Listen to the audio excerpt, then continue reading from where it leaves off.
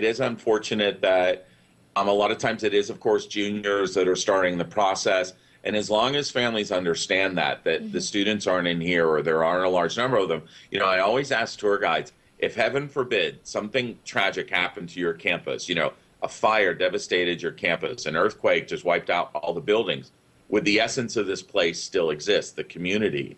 And they're like, yeah, as long as we're all together. So yes, students make a campus. They are the heart and soul of it. They're the livelihood of it, the energy of it. And you won't have that if you visit during the summer. But I totally agree with Laura.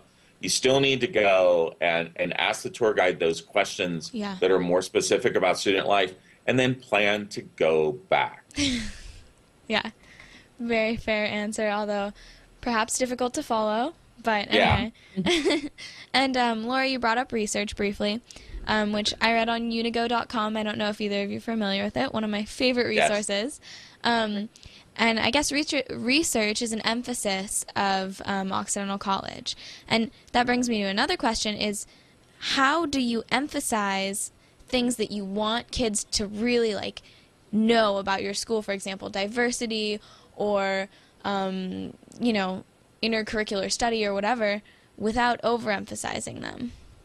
I think that's something that we really emphasize in the information session that's led by an admission officer like myself. And that's when we mention things that are distinctive about Oxy. So we'll talk to students and their parents about why they would want to apply to Occidental, what the student experience will be like, and what it'll encompass beyond the curriculum. So beyond taking those 4 classes a semester, what they can do. And so we want people to have an idea of how multidimensional the campus is and how many opportunities there are. So it's not going to be a dull 4 years. There are going to be many academic and non-academic opportunities for students to really grow and expand their horizons.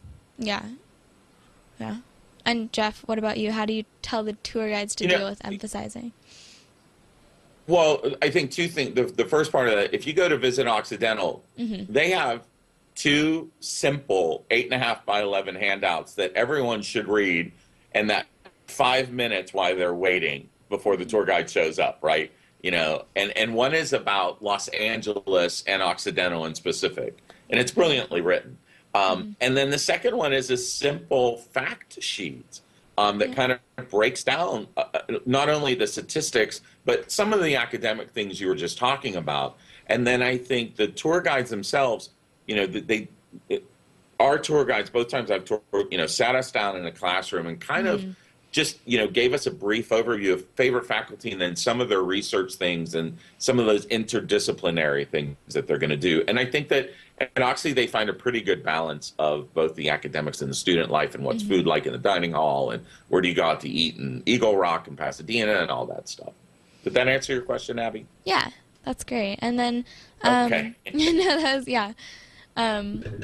Because also half of these questions are coming from not so good tours and information sessions that I've had. So, for example, that question, a lot of it was propelled by the fact that the girl kept saying, I'm supposed to emphasize this, and then she would say what she was supposed to emphasize.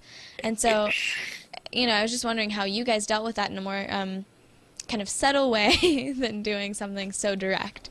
Because my own personal agenda is admissions should be handling those things in the info sessions and in the interviews, and that's what I'm an advocate for. Your students should be talking about stories, but those stories are academic. They you do have that. So a lot of times I'm just trying to say to deans and directors and vice presidents, do not force this script.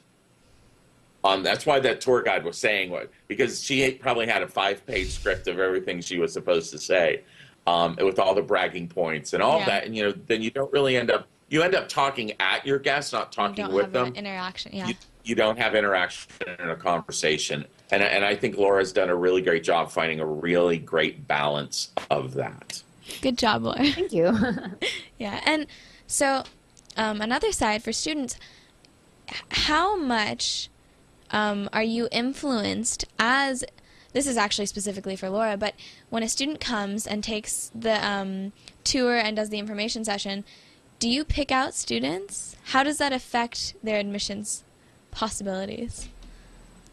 I think sometimes we're able to really identify those students who are particularly inquisitive and speak with them and just have a good association in the back of our minds. But the reality is, if I give an information session and there's a student there who is from the state of Washington, I don't read those files, so I may not get to add that input. But we do keep a track of when students visit us, how many times, capacities. And so, we will know how much interest they've shown in that sense. But, if I happen to meet a student who's from my territory, whether it's on campus or if I go and visit, students who make positive impressions, it really does stick in my mind, because even though there are so many applications to read, I always remember those students who made a favorable or a not so favorable impression, and it's always something to keep in mind. Yeah. It's kind of the beauty of a holistic process, is that it's much, much more than just the dry facts you see on paper. And so there is actually sorry, go ahead, Jeff. No, I think Laura's saying admissions is a very human process. Yeah.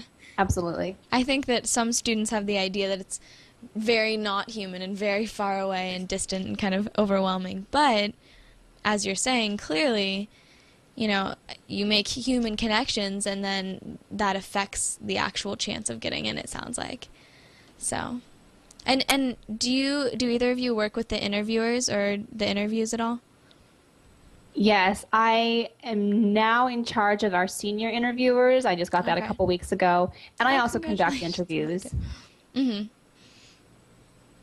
That's cool. And then, let's see. So back to the last thing we were just talking about, what can a student do to make a good impression? Is it just being themselves, or do you like it when they ask questions that maybe are really good questions, or how can a student impress an admissions officer? Not to be, searching too hard, but...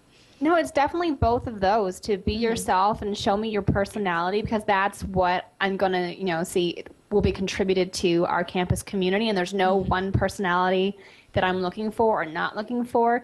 But I definitely appreciate it when a student really utilizes their time with me. And so there's no question that I won't answer, and there's no question that I don't think, a student should ask me. But, when they ask, specific questions, something that will really show me that they're interested beyond, a very superficial level, I really remember that, and I really see that that student took the time to do their own research, to ask a thoughtful question, and I really appreciate that, because it also takes away from the monotony of my travels, because when I'm at schools or college fairs, everyone wants to know the same question, and there's nothing wrong with that, but when someone breaks that up, I love it. I can imagine that it could get Hey, how's your English department, Laura? Yeah. How's your English department? Someone walks up to the booth. Yeah. So great. Yeah, and then yeah, great, right? I mean, yeah, really good. That's true. And then, so I forgot my question. So let's see. Tell me about how each of your own colleges were in terms of visits and tours. Were there any really not good parts that you could advise them on now?